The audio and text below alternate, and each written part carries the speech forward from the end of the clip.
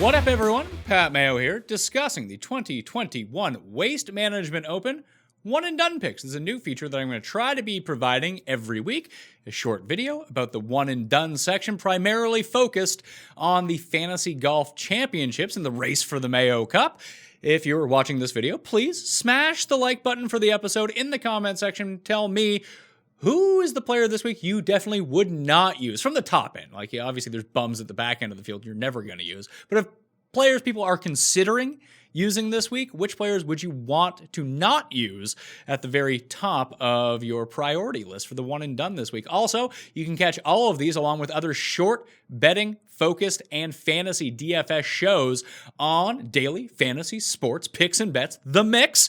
This is going to be my contribution to that, but right now with Euro Tour Bets is up there for golf, esports betting slate, just quick hitting videos if you want to get in on some action. We're going to have soccer, we're going to have UFC, going to have NASCAR, all the stuff that people normally brush aside. We are putting in some quick context and picks with bets that you can get in on that, all right?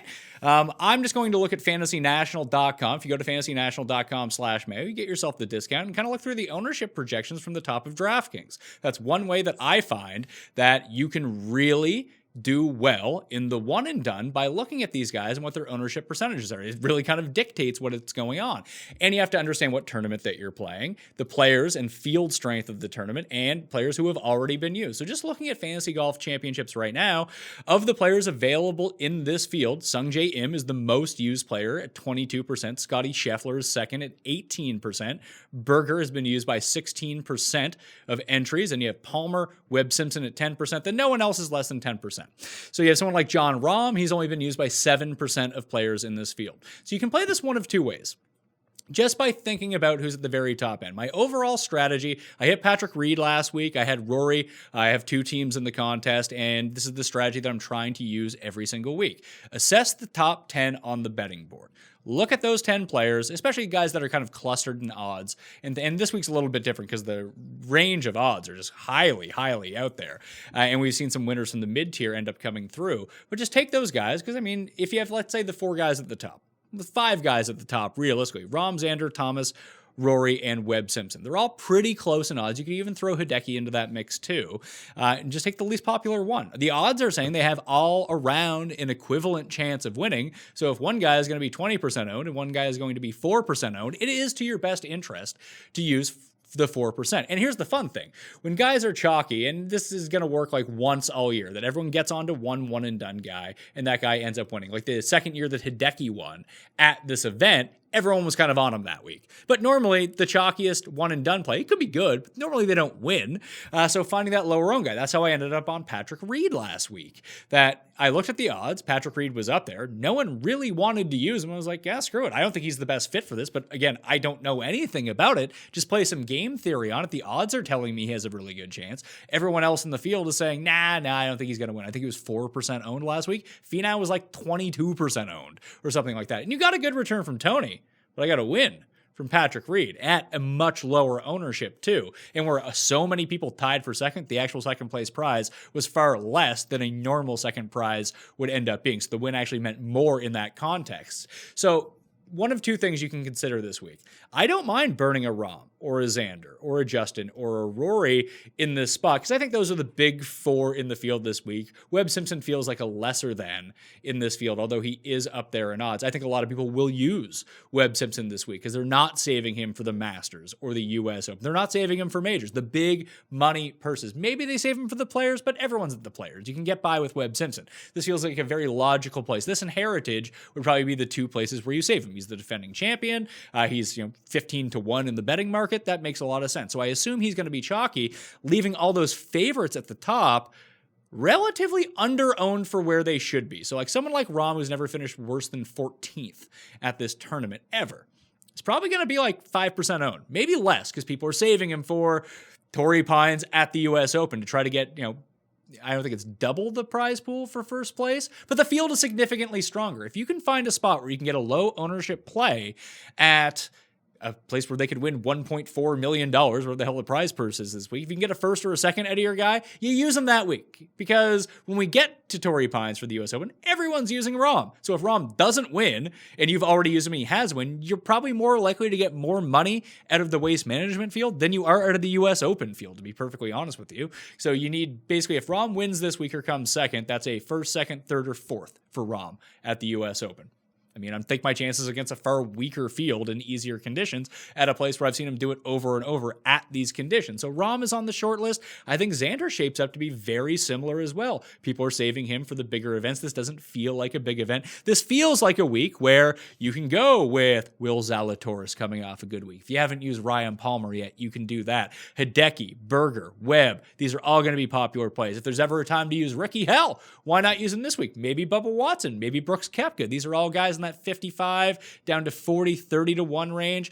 So of guys that no one is using, I think it comes down to two in particular. If you want to go this route. Now, you don't need to use the one that no one wants because you don't like them. At least pick a player that you actually do want. But I don't think a lot of people are going to use Harris English after what happened last week. And especially with him being so popular, especially on DraftKings, that a lot of DraftKings players are obviously playing in these one-and-done tournaments, that now he's just off the radar. Don't use Harris English. Harris English sucks, so no one's going to use him in the one-and-done. And the other one's Scottie Scheffler. I don't know if I have the guts to pull the Scottie Scheffler trigger. But no one is going to pull the Scottie Scheffler trigger. And he's right in the range, whether it be in DraftKings pricing or whether it be in the betting market with a lot of these other names that you're considering using. Louis Oosthuizen would be another one. He's actually cussed one and done this week in our 3-man pool. And when you listen to me speak on the spread pick show or on the betting pick show, when I do my one and done with Jeff and Tim, we're literally playing a 3-person contest. It's like the lowest of low head-to-head cash games that you can play. Just pick the safest option possible. I believe I picked Xander in that competition. But I think you can get away with you burning one of your studs here, even if you have one team. If you have multiple teams, obviously you can play this a myriad of ways. But I think that I want to stick near the top this week. If you're going to roll the dice, I mean, I don't mind. Listen, I bet Brooks, I bet Ricky, and I bet Bubba Watson to win this event. I think that one of those guys could win. But I do not think that they are a lock, obviously, especially Ricky and Brooks. Bubba Watson has actually had more top 10 finishes at this event than any other event that he's never won. So you could probably get some good Bubba monies coming in if you feel good with him this week. Now, it was raining last week. He never played Bubba in the rain. So Phoenix should be a more comfortable spot for him. So I think if you're going a bit further down, Bubba is a very decent option. Someone like Jason Day or Cameron Champ, who have just been screwing everyone else over, I'd probably stay away from in this sort of format. Because you can just, not that you'll ever see Jason Day like trending by any sort of means, but again, he's a guy with a wonky back. It was cold out and rainy out last week, so you're probably not going to go that way. Matthew Wolff would be somewhat interesting, but you don't know where the hand rests right now. And there are enough options. But again, Webb, Hideki, Berger. Some people might use Corey Connors, I think might be a popular play. Sung Jae could be a popular play, but I would expect that tier of player to garner the most ownership this week, leaving the Rahm, Xander, Justin Thomas, and Rory tier kind of by themselves because people will be saving them for larger events. Then you see someone like Rory who potentially burned people last week if they use it, myself included. That maybe they're just not willing to bite on him as of yet. Maybe they want to see him get back to Florida where he's had a lot of success over the years. But that's my just initial thought on the one and done. That's me talking through my process with you. If I look at the ownership percentages right now, and it's still very early in the week, the more lineups that you get generated, the ownership will become a bit more concrete. But I can just see Harris English and Scottie Scheffler are the two lowest owned of the high-end guys. And then you have Louis Oosthuizen. Brooks is up there too, but I think that Brooks will be a more popular one-and-done play and bet than he will be a DraftKings play because of the high volatility. And then, like I said, Webb Simpson, Hideki Matsuyama, Daniel Berger, Sung Jae Im. Those four guys I really think will harvest a lot of the ownership, which means I probably won't be using any of those four guys, and I'll pivot to somewhere else with similar win equity or higher win equity at much lower ownership. So that's my one and done mini preview for you. I hope you found that helpful in me talking it through. You might say Pat's a moron. I'm just going to fade his picks. That is a very viable strategy in the one and done. So you can just do with the information what you want, but that's the strategy that I like to employ. And so far, so good with my two teams. One in the money, one just outside the money. Obviously, I'm not doing as well as a guy who hit first, and second through 3 events.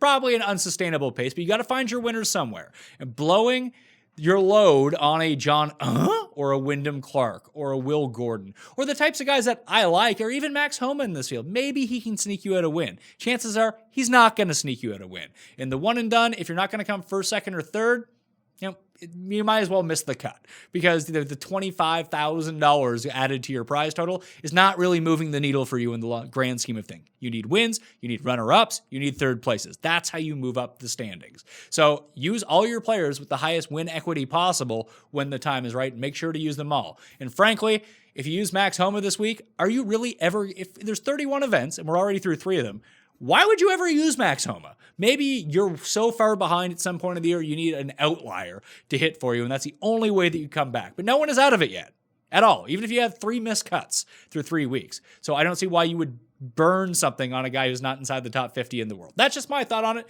Maybe you can hit him and be correct yourself like everyone who used a few weeks ago. All right, I'm Pat Mayo. Please subscribe to Daily Fantasy Sports Picks and Bets, The Mix. If you're listening to this or just watching it on Apple Podcasts right now, if you leave a 5-star rating and review along with your Twitter handle or email address, you're going to draw for $100 American. Please go do that, smash the like and sub to the YouTube channel as well. Thanks for watching. See you next time.